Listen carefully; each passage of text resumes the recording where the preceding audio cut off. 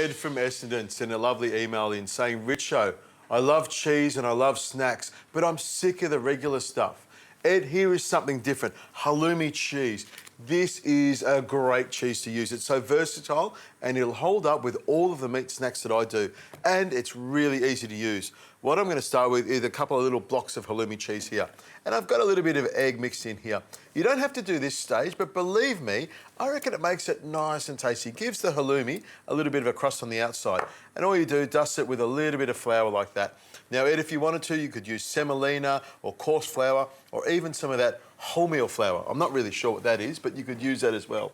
Now, what I'm going to do, Ed, is pop a little bit of olive oil into my non-stick pan, a nice little splush, and I'll turn it down to about a medium heat.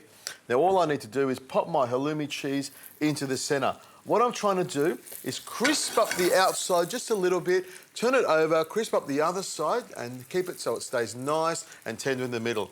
Now, while that's happening, Ed, I'll just rub my hands together and I'll season up my steak. I want this halloumi cheese to have a nice little partner, something that'll sit nicely against it and make it nice and tasty. Some salt on my steak and a little bit of pepper. I'll make sure I put it on both sides. And of course, just a little drizzle of olive oil. I'm gonna pop that into the pan right next to the halloumi cheese. There we go. It looks fantastic. Cheese and steak frying together in the same pan. Ed, that's a revelation. Now, what I'm going to do is just turn my halloumi cheese over, and you can see it's got that nice little crust on it. Move this stuff out of the way. And look at this, Ed, it's so fast. 2 little buns here. What I'm going to do is put a piece of tomato on each one, season them up with a bit of salt and some pepper and a little bit of lettuce on each one because, Ed, you do need to have greens in your diet. Look at that. Now, I'll turn my steak over because I do like it nice and medium rare. And look, it hasn't taken very long at all.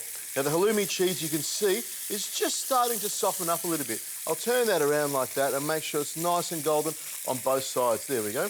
Take that out of there, pop it straight on top.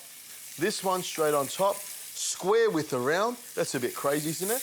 All I need is another couple of seconds in the pan because I love my steak nice and rare. Straight on top of there like that.